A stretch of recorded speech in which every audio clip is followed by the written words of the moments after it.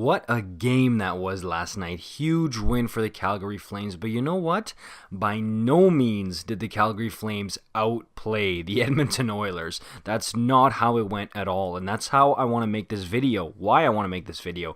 Because to me, that was super tight yesterday. And there were a few things tipping the scales that don't exactly mean that the Calgary Flames are better than the Edmonton Oilers. And look, I'm a die-hard Flames fan, and I'm saying that, okay? By no means do I think the Flames are able to use that performance last night to say, hey, we're definitely better than them. So I want to talk about both teams a little bit, because you know what?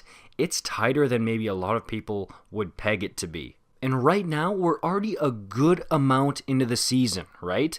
And with Vancouver slipping away and Toronto and Montreal taking a firm grip on those first two spots in the North, we know there's 4, so it looks like it's going to be Calgary, Edmonton, and Winnipeg fighting for those 2 last spots. And let's start with the offense. Obviously, let's get this out of the way.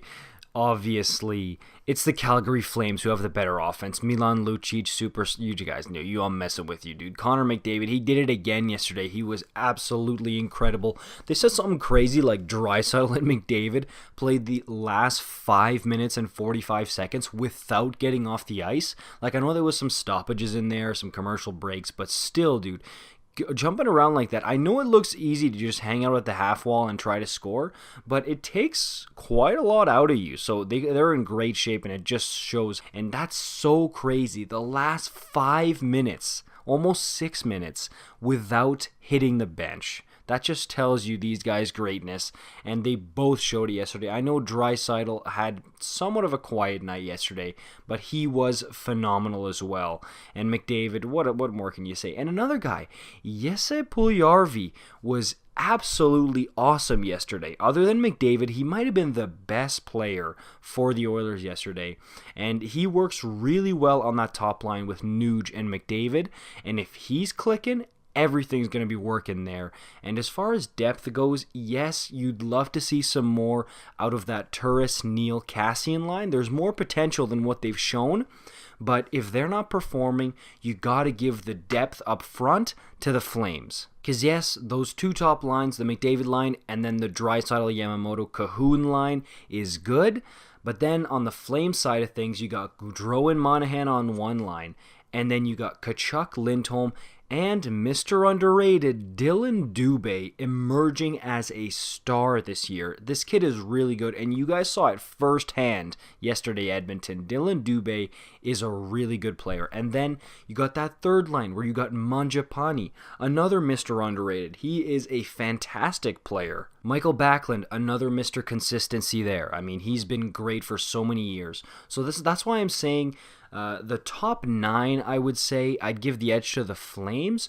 But if the Turris, Neal, Kassian line can play up to their potential, maybe it's more of an even race. But here's the thing. All of that goes out the window when you have 2 game breakers, not just 1. A team will be lucky if they can have 1 game breaker. But you've got 2 like McDavid and Draisaitl. Everything I just said about the forward depth goes out the window when those 2 decide just to light the house on fire and just go to town. Up next, we've got the defense. Now, in a regular year, I'd say the Flames here, because of guys like Giordano, who's won a Norris, right? Rasmus Anderson, really coming up. Chris Tanev. But the Oilers' defense is not as bad as other people, and even myself, have made them out to be. You guys have heard me say it's the Make-A-Wish defense. No, dude. That Darnell Nurse is playing maybe some of the best hockey of his career, being considered for the Olympic team next year as of right now. He is a stud, and he's looking like your number 1 defenseman. It's a real shame Clefbaum isn't there, because that would have been a great add. Evan Bouchard, yes, there's some nerves that have to be shaken out, but he's great. And you got Philip Broberg coming up, but that's in the future. Adam Larson, rock steady, right? Chris Russell gets a lot of flack. I know he scored that own goal a few years back, right? But he is also a rock-solid defenseman, doesn't make very many mistakes at all, and he's a fantastic shot blocker. Now, of course, there will be some weaker links you have to deal with, like William Lagesson, for example, but again, It's not as bad as people make it out to be. I do think Calgary's defense is better, though, because the young Juuso Välimäki coming up the ranks is really good. Nikita Nestorov has been a fantastic surprise for this Flames team. Chris Tanev and Noah Hannafin are awesome together. They're really good as a defensive pairing.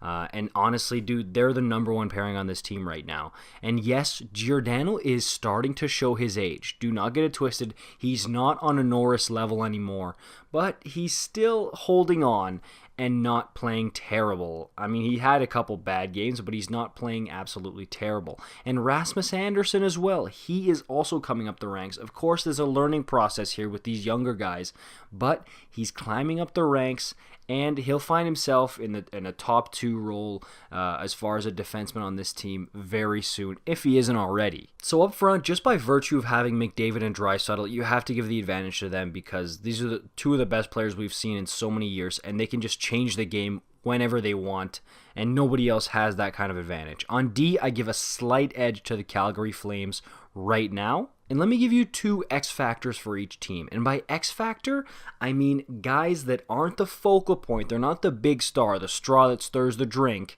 But they're 2 guys who can make a really big difference kind of out of nowhere. It'll shock some people. On the Flames, it's Dylan Dube. I already talked about him at length. He's got skill. He tries some nifty plays, dude. This guy is going to be, if not a star, a really good player. On the Oilers, I also talked about him. It's Jesse Puljujarvi. Okay, I know Nuge could also fit in this role, maybe Yamamoto, but this Puljujarvi kid, I've seen some flashes lately that I did not know I could see. His face is really funny to look at, but he's a great player when he wants to be. Somebody who's that big, that strong, and that fast. I trashed this guy for being slow a couple of years back. He's not. He is quick. He's powerful when he wants to be. He can really be a game changer for this Oilers team if he keeps playing this way. And in net, of course, you got to give the edge to Calgary here with Markstrom. Okay, come on. This is obvious. Edmonton tried really hard to go after Markstrom in the offseason. And if you ask me, he is one of the top goalies in the National Hockey League. I truly believe that. And in Edmonton, Mikko Koskinen, he's not terrible, or I would even say he's not bad by any stretch of the imagination. He's just being overworked. He's playing way too many games, and he's way in over his head here. I don't even think you should be a starting goalie. I think you should be like a fringe guy. Like if you go 1A, 1B, he's perfect for that. Mike Smith is coming back. I've seen a lot of guys, Oilers fans, saying, oh, when Smith comes back, it'll be better. I don't know if he's the knight in shining armor you're looking for. I mean, hey, don't forget, we had him here in Calgary too. He goes through spurts, but I don't think he's your big knight in shining armor here. So in net, to me, is the biggest Oilers problem, and we saw it last night. Okay, it was an 80s style game, 6-4.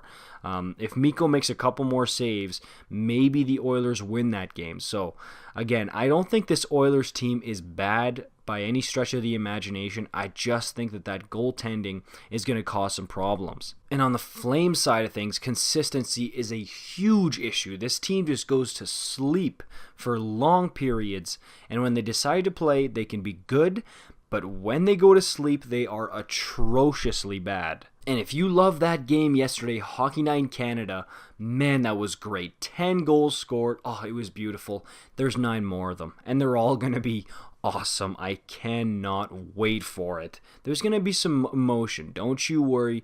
It's going to be stirred up. We saw it a bit, but I don't even think we've scratched the surface yet for what we're going to see in this Battle of Alberta this year. Let me know who you're cheering for, who do you think is better, and your X factor for both teams. Let me know in the comments down below. If you want to see more things like this, I make new hockey content every day. Make sure you like, subscribe.